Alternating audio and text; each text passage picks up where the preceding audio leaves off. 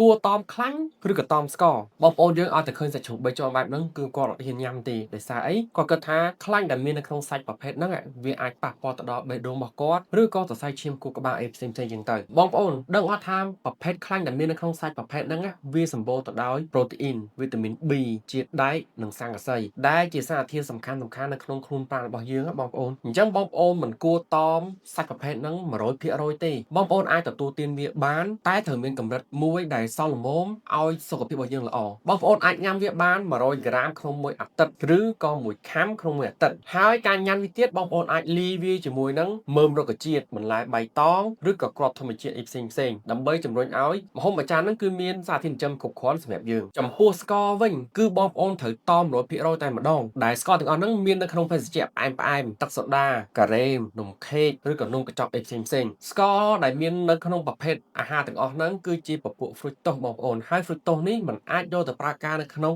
កោសិកាយើងបានទេហើយវាអាចបំលែងទៅជាខ្លាញ់តែនៅក្នុងថ្លើមរបស់យើងតែប៉ុណ្ណោះអញ្ចឹងនៅពេលណាដែលបងប្អូនញ៉ាំអាហារនឹងច្រើនវាធ្វើឲ្យមានខ្លាញ់រុំថ្លើមវាធ្វើឲ្យខ្លាញ់ក្បាលពោះរបស់យើងដោះកាន់តែធំទៅឡើងគីឡូហើយប្រឈមមុខជាមួយនឹងជំងឺទឹកនោមផ្អែមអញ្ចឹងសរុបមកវិញសួរថាតមស្ករឬក៏តមខ្លាញ់គឺបងប្អូនត្រូវតមស្ករហើយញ៉ាំខ្លាញ់ក្នុងបរិមាណត្រឹមត្រូវ